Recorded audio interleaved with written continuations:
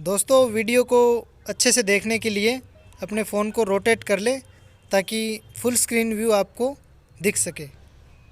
नमस्कार मित्रों, आज हम आपके लिए लेके आए हैं कक्षा 12 का सृजन पाठ्यपुस्तक का अध्याय 2 भ्रमर गीत से चयनित कुछ पद सूरदास।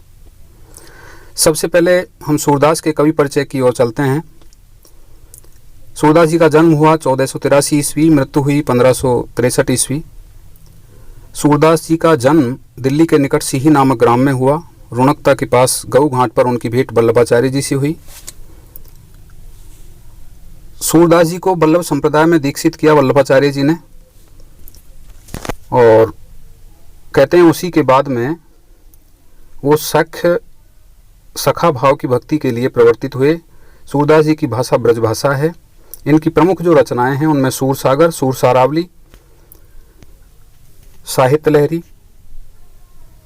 इनमें से जो प्रमुख रचना है सूरसागर, इनकी प्रसिद्धि का विशेष ग्रंथ रहा है।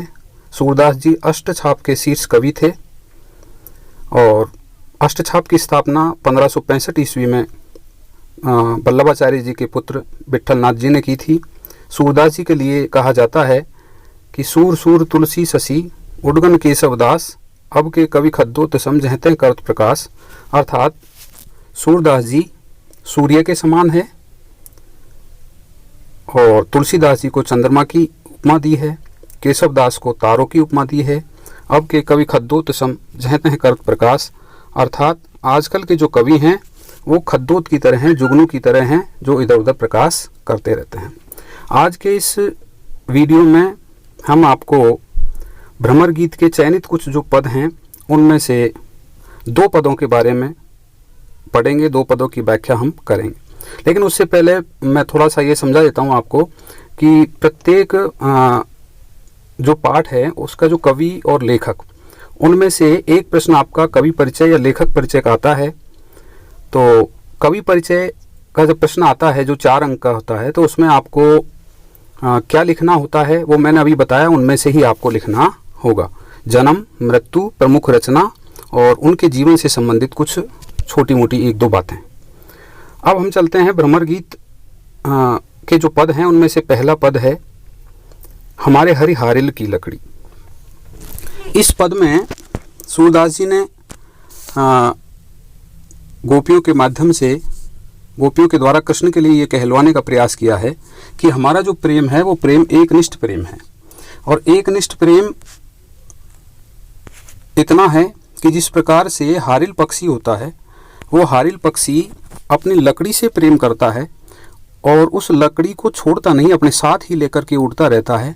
उसी प्रकार से हम भी कृष्ण से एकनिष्ठ प्रेम करते हैं। तो आइए समझते हैं इस पद की व्याख्या।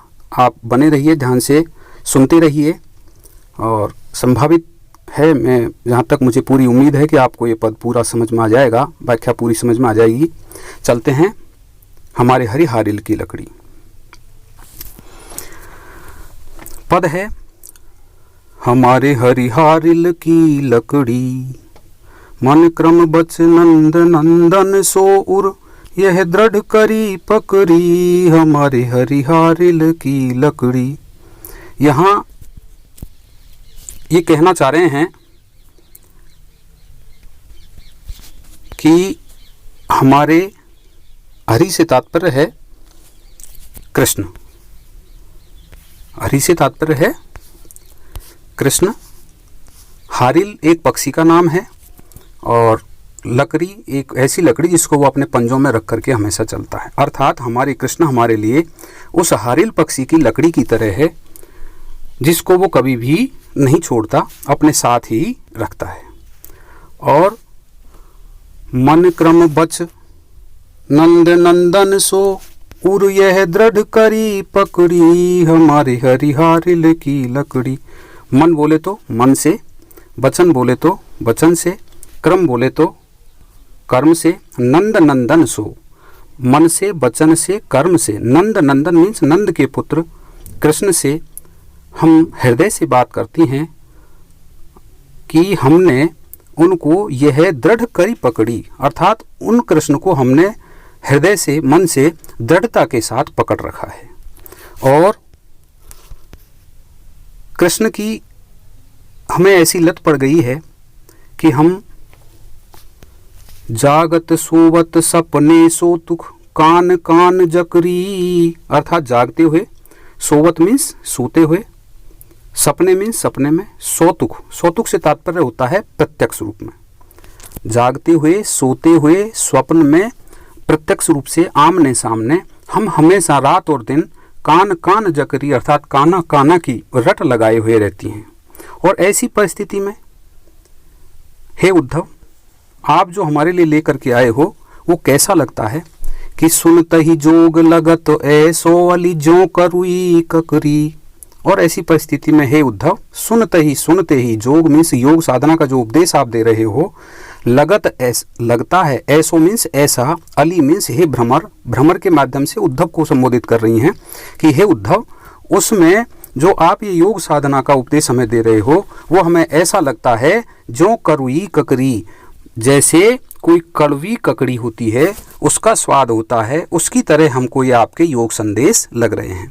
और वही व्याधि सोई व्याधि हमें ले आए देखी सुनिन करी। और ऐसी व्याधि, ऐसा रोग, सोई व्याधि, व्याधि मीन्स रोग, ऐसी व्याधि हमें ले आए और वही व्याधि आप हमारे लिए लेकर के आ गए जो देखी सुनी न करी, जो न तो हमने कभी देखी है, न जिसके बारे में हमने सुना है और न कभी हमने उसके बारे में कुछ किया है। ऐसे रोग को अर्थात योग साधना, निर्गुण ब्रह्म के उपदेश, इनको हमने कभी देखा भी नहीं है, सुना भी नहीं, और वो आप हमसे चाहते हो, ये संभव नहीं है।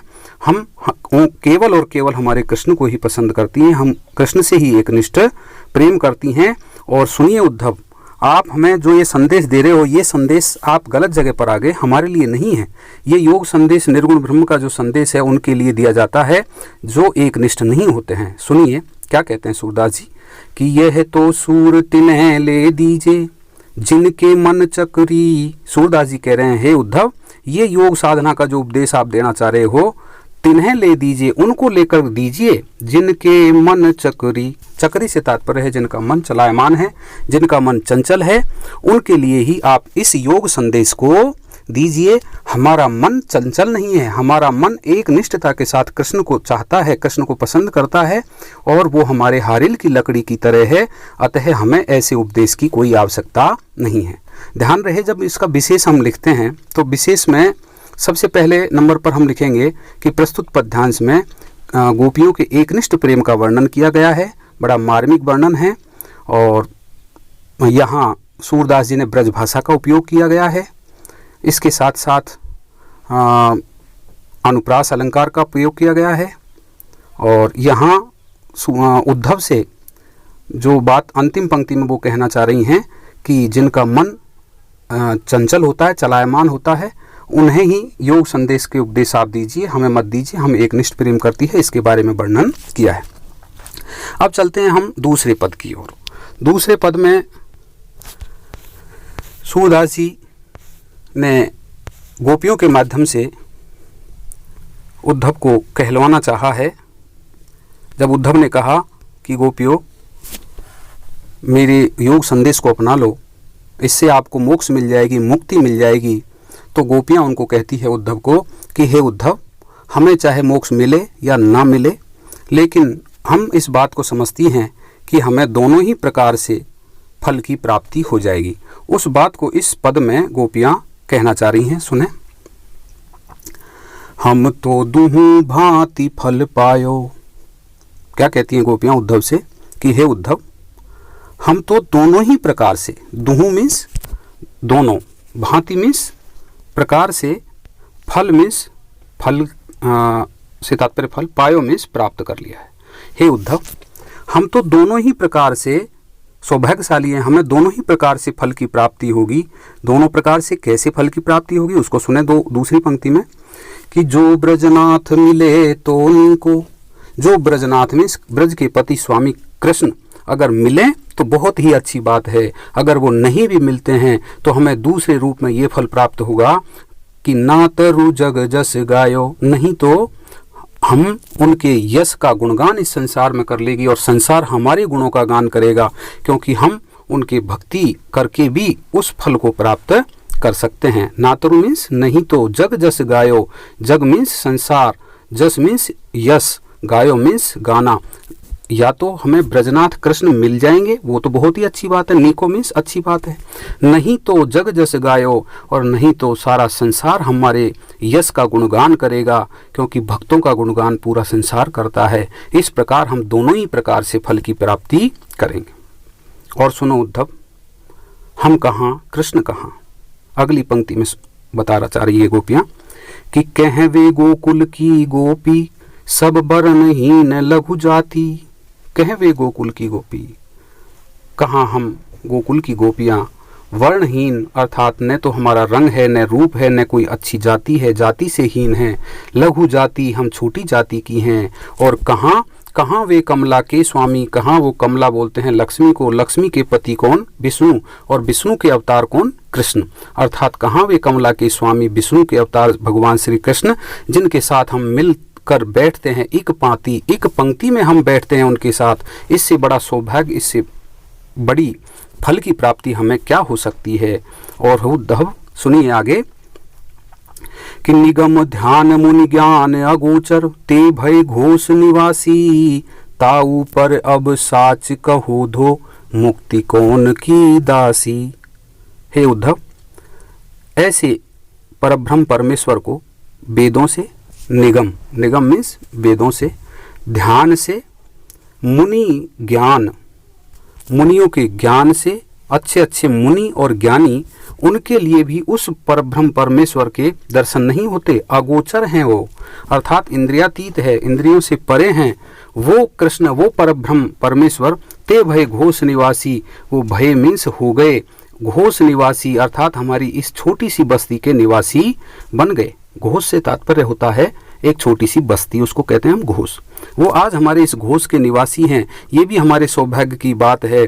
और उद्धव, आप कह रहे हो कि हमारे उपदेशों की पालना करो, निर्गुण ब्रह्म को अपनाओ, तो सुनिए, आपका निर्गुण ब्रह्म चाहे हमें मुक्ति भी प्रदान कर दे, तो वो मुक्ति भी हमको स्वीकार्य नहीं है। क्या कहती हैं अगली पंक्ति में कि ताऊ पर अब साँच कहो धो।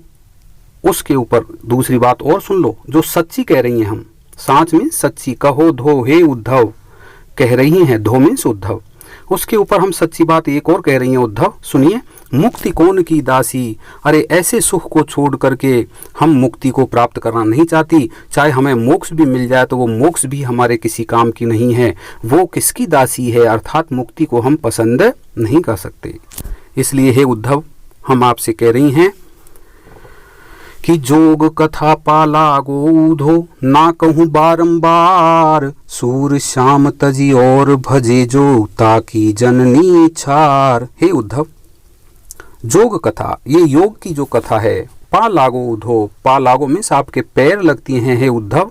इस योग की कथा को ना कहूँ बारंबार, इस योग की कथा को हमें बार बार मत कहो। जोग कथा पा लागो उधो, हे उद्धव, हम आपके पैर लगती हैं, इस योग की कथा को हमसे बार बार मत कहिए।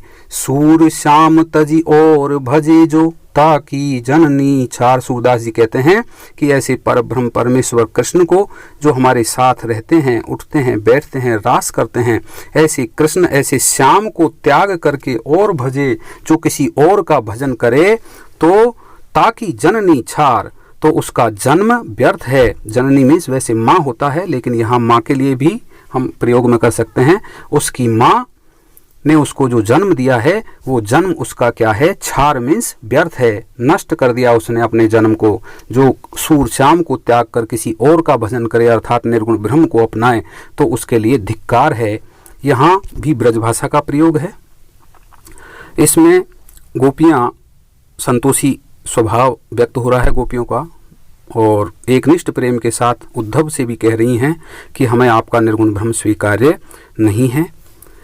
और ईश्वर के बारे में बताना चाह रही हैं गोपियाँ कि जिस ईश्वर को निगम वेदों से, पुराणों से, ध्यान से भी अच्छे अच्छे ऋषि मुनि प्राप्त नहीं कर सकते, वो ईश्वर ओनली प्रेम के वशीभूत हैं। ऐसा ही तुलसीदास जी ने भी लिखा है कि हरि व्यापक सर्वत्र समाना, प्रेमत प्रकट होत में जाना। तो ये आप विशेष में भी लिख सकते हैं। पैर पड़ना, ये मुहावरा भी इसमें प्रयोग में लिया गया है, ब्रजभाषा का प्रयोग है। धन्यवाद।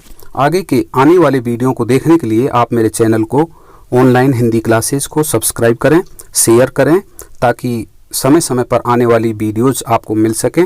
और आज का अध्याय में ये 2 हैं, फिर अगले अध्याय में अगली जो वीडियो